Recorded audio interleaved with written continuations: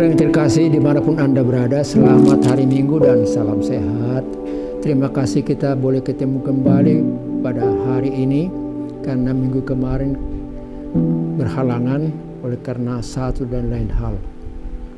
Di dalam kasih karunia Tuhan, marilah kita mendengarkan firman-Nya yang diperuntukkan untuk kita pada hari ini, Minggu tanggal 14 Agustus 2022. Tertulis dalam kitab Injil pasal 12 ayat 49 hingga 53. Saya bacakan untuk kita semua.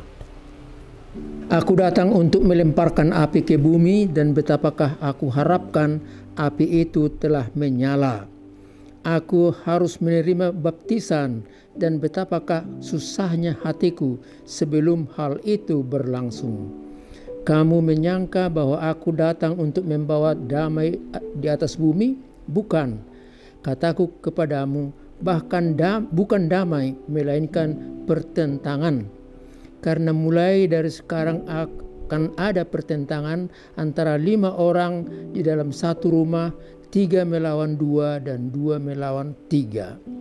Mereka akan saling bertentangan, ayah melawan anaknya laki-laki, dan anak laki-laki melawan ayahnya, ibu melawan anaknya perempuan, dan anak perempuan melawan ibunya, ibu mertua melawan menantunya perempuan, dan menantu perempuan melawan ibu mertuanya. Sampai di situ peruntukan firman untuk kita pada kesempatan ini. Tuhan memberkati kita semua. Saudara yang terkasih, topik minggu kita berbunyi mengikut Yesus secara total. Mengikut Yesus secara total dari seluruh eksistensi kehidupan, tenaga, jiwa, dan kekuatan. Itulah topik minggu kita untuk hari ini. Saudara, saya coba untuk memulai bagaimana kita mengerti akan panggilan Tuhan itu. Seorang murid yang setia kepada gurunya, taat dan mengikuti ajaran daripada gurunya. Mungkin dalam hal berpakaian, mungkin dalam ajaran, mungkin dalam keyakinan dan lain-lain. Oleh karena itulah seseorang boleh tampil beda dengan pakaiannya. Bahkan oleh ajaran yang dia terima, dia boleh menunjukkan sesuatu yang berbeda dengan orang lain. Dia menimbulkan rasa benci terhadap orang lain, dan dia juga berupaya untuk menghancurkan orang lain. Dia boleh membawa bom dalam dirinya, bom rakitan, dan dia meledakkannya dengan sukarela pada satu ketika tatkala banyak orang yang berkerumun di satu rumah, satu tempat, ataupun rumah-rumah ibadah yang lain. Saudara yang terkasih, kita tidak bicara seperti itu, tapi kita bicara menjadi murid Yesus adalah pengikut Yesus yang setia. Menjadi murid Yesus ialah orang yang taat akan Yesus, akan ajarannya, tidak menentukan penampilannya, pakaiannya, aksesorisnya bagaimana, tetapi ikut Yesus oleh karena dia menerima ajaran yang baru tentang kasih, kesetiaan, pengorbanan, dan kerelaan untuk menghargai satu terhadap yang lain, termasuk daripada suku-suku yang lain ataupun orang yang berbeda dengan dia atau agama yang tidak sama dengan dia. Menghargai dan menerima orang lain, itulah menjadi ciri khas daripada seorang murid yang mengikut Yesus. Kita perlu memberitakan damai, sukacita, kejujuran, kasih, dan saling menghargai dengan setiap orang. Hingga mereka yang berbeda suku dengan kita pun akan merasa dekat dengan kita dan tenang kalau ketemu dengan kita. Saudaraku, oleh karena itu marilah kita lihat berapa pesan-pesan daripada khotbah untuk hari ini yang didasarkan atas Injil Lukas pasal 12 barusan. Pesan yang pertama, Yesus membuat pemisahan dan memurnikan iman. Yesus membuat pemisahan dan memurnikan iman. Mari kita baca pada ayat yang ke-49 dia datang, dia berbunyi demikian, aku datang untuk melemparkan api ke bumi, dan aku harapkan api itu menyala. Api dilemparkan ke bumi dan menyala. Itulah ucapan daripada Tuhan Yesus. Tapi kita harus jelas untuk melihat kata itu bukan hanya secara harafiah saja, tapi kata itu menggambarkan sesuatu gambar yang direncanakan oleh Yesus. Api yang dimaksud di sini bukan api yang membakar rumah, toko, bangunan, pabrik, hutan, dan lain-lain. Tapi api yang dimaksud di sini ialah api yang memisahkan, memurnikan antara orang yang percaya dan orang yang tidak percaya. Yesus datang membuat pemisahan. Yang percaya terpisah daripada orang yang tidak percaya. Seperti tukang emas yang membakar emas dan logam di tempat kerjanya, maka dengan api yang sangat panas itu, tanah, logam, karat, dan lain-lain akan lepas dan tinggallah yang murni, yakni emas 24 karat. Ada pemisahan di situ. Itulah maksud daripada Tuhan Yesus dengan istilah melemparkan api untuk memisahkan yang satu dengan yang lain, yang murni dengan yang palsu, yang menjadi pengikut dan yang tidak peduli.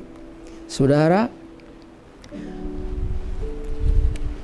Yohanes Pembaptis berkata, aku membaptiskan engkau dengan air di tepi sungai Yordan ini, tapi dia yang datang di belakang aku, dia akan membaptiskan engkau dengan Roh Kudus dan api.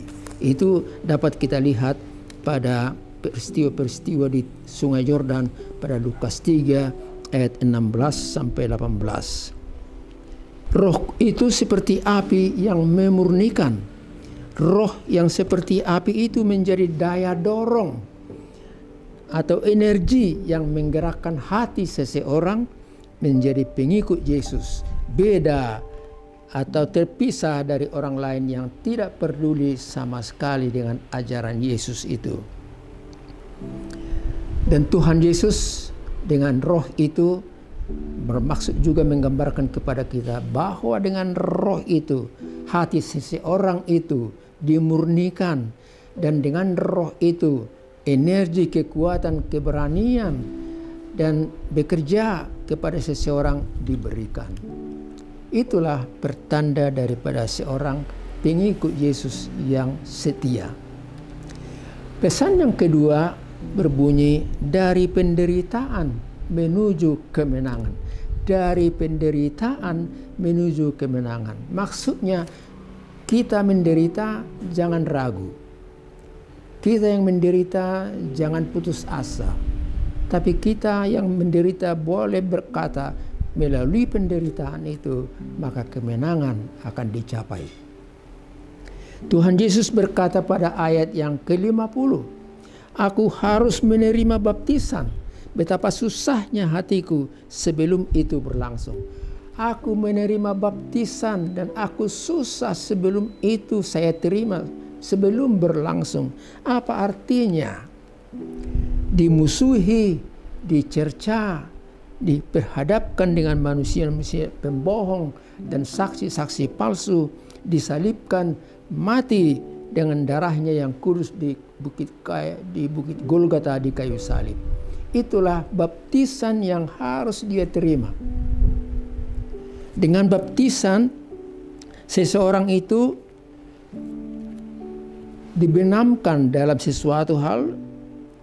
Dengan baptisan itu penderitaan diterima oleh seseorang. Dengan baptisan itu maka seseorang itu disatukan dengan Tuhan yang dia percayai dan dia mau dibaptis untuk itu. Begitulah Yesus dalam hal ini, saudaraku.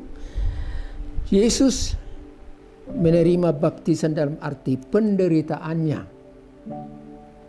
menghadapi orang-orang yang bersikap bohong dan palsu, orang-orang yang selalu menganggap dirinya lebih bagus sedang dia tidak bagus. Dia menampakkan kesimpulan dengan kata baptisan itu bahwa dari penderitaan itu menuju kemenangan. Jalan penderitaan di kota Yerusalem itu, melalui lorong-lorong di kota Yerusalem itu, maka Yesus sampai ke Bukit Golgota. Penderitaan itu menjadi kemenangan. Via Dolorosa menjadi Via Gloria. Dari menderita atau dari penderitaan bermuara, berujung kepada kemenangan. Karena itu kita jangan kalah kalau kita merasa menderita pada suatu ketika dalam hidup ini. Tapi dengan contoh itu dikatakan kepada kita, kalau kamu mengalami penderitaan dan kesusahan, ya sudah, hadapi, jalani. Dan jangan kamu kalah oleh karena itu. Karena dalam pekerjaanmu, dalam kesetiaanmu dengan Tuhan, engkau akan tiba pada kemenangan. Saudara yang terkasih, pesan terakhir, pesan ketiga bagi kita pada kesempatan ini berbunyi, jadilah pengikut Yesus dan mau berbuat baik. Jadilah pengikut Yesus dan mau berbuat baik. Murid ikut gurunya yang baik dan yang terpercaya. Kristen menjadi pengikut Yesus yang dia percayai dan yang menjadi juru selamat hidupnya. Orang Israel yang berumur 20 tahun, berumur 20 tahun ke atas, yang bersungut-sungut dalam perjalanan dari Mesir menuju tanah Kanaan itu. Mereka bersungut-sungut, mereka menyembah ilah atau berhala-berhala. Mereka kadang-kadang marah. Mereka itu tidak seorang pun yang sampai ke tanah Kanaan, tanah perjanjian.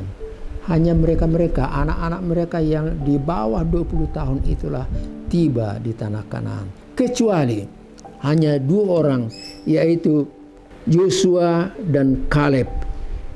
Itulah yang sampai ke tanah Kanaan oleh karena mereka mengikut Tuhan dengan sepenuh hatinya. Bacalah apa yang tertulis dalam kitab Bilangan pasal 32 ayat 11 sampai 12. Setialah kepada Tuhan, walau kamu menderita, pada akhirnya kamu akan sampai ke tanah perjanjian, ke tanah yang diberikan oleh Tuhan kepada kita. Pengikut Yesus harus mau melatih diri. Ia harus menyangkal dirinya. Dikatakan dalam Lukas pasal 9 ayat 23, setiap orang yang mau mengikut aku, ia harus menyangkal dirinya, memikul salibnya setiap hari, dan mengikut aku. Lukas pasal 9 ayat 23. Jauhilah penonjohan diri, saudaraku yang kekasih. Jauhilah rasa sombong dan sok hebat, tapi ikutlah Yesus dengan rendah hati dan mau berbuat baik. Pengikut Yesus itu mau melatih diri dan berdisiplin. Sebab Allah memberikan kepada kita bukan roh ketakutan, melainkan roh kekuatan yang membangkitkan kasih dan ketertiban. Itu Rasul Paulus berkata kepada Timotius, 2 Timotius pasal 1 ayat 8. Latihlah dirimu, berdisiplinlah. Kita buat contoh yang lain. Seorang prajurit taat akan komandannya. Dia tidak mementingkan dirinya sendiri, tapi taat untuk melaksanakan perintah daripada atasannya. Dan itulah membuat dia mampu untuk memenangkan peperangan. Murid Yesus harus juga bersedia untuk bekerja, melatih diri, dan tulus untuk bekerja. Lihatlah seorang petani, dikatakan dalam 2 Timotius pasal 2. Lihatlah seorang petani itu, dia tekun bekerja. Karena apa? Ada pengharapan dalam hatinya bahwa pada suatu ketika dia akan dapat menerima panen seturut dengan hasil kerja yang dia lakukan. Itu gambar kepada kita bagaimana seorang pengikut Yesus punya pengharapan, dan karena pengharapan itu dia mau bekerja, dia mau capek. Saudara, marilah kita hidup dalam terang. Kalau kita menjadi pengikut Yesus yang taat dan setia, marilah kita hidup dalam terang. Karena Yesus itu sumber terang kehidupan, sumber terang dari dunia ini dan untuk kita juga masing-masing. Akulah terang dunia, siapa yang mau mengikut aku, mereka tidak tinggal dalam kegelapan. Yohanes 8 ayat 12. Saudaraku, akhirnya saya mau sampaikan penutup renungan ini. Pengikut Yesus itu harus boleh ingat akan lagu yang sudah populer sampai hari ini. Lagu itu berbunyi, I have decided to follow Jesus, no turning back, no turning back. Keputusanku mengikut Yesus, ku tak ingkar. Jadilah pengikut Yesus yang setia. Saudara, 3 hari lagi kita akan merayakan ulang tahun kemerdekaan Republik tercinta ini, ulang tahunnya yang ke-77 tahun. Biarlah negara ini semakin baik, lepas daripada kesulitan-kesulitan, lepas daripada kebohongan-kebohongan dan penderitaan-penderitaan oleh karena ulah orang per orang. Mari kita bersyukur dan berterima kasih, dan aku mau mengikut Yesus untuk sampai selama-lamanya. Amin. Kita berdoa. Terima kasih Bapa Surgawi atas firman-Mu yang barusan kami dengar. Biarlah itu menjadi masukan bagi kami, supaya kami menjadi pengikut-Mu yang setia, yang siap kalau perlu menderita, bergumul dalam kehidupan ini. Karena penderitaan bukan akhir daripada kehidupan, tapi penderitaan menghantar kami kepada kemurnian dan kemenangan dalam hidup ini. Berkati negara kami yang nanti 17 Agustus merayakan ulang tahun kemerdekaan yang ke-77 tahun. Berikan kami sukacita, berikan juga negara ini semakin baik, dan ekonominya juga semakin baik untuk hari-hari ke depan. Terima kasih Tuhan, terimalah doa kami di dalam Kristus Yesus. Anugerah dari Tuhan kita Yesus Kristus, kasih setia Allah Bapa, serta persekutuan dari Roh Kudus bersama dengan saudara-saudara sekalian. Amin.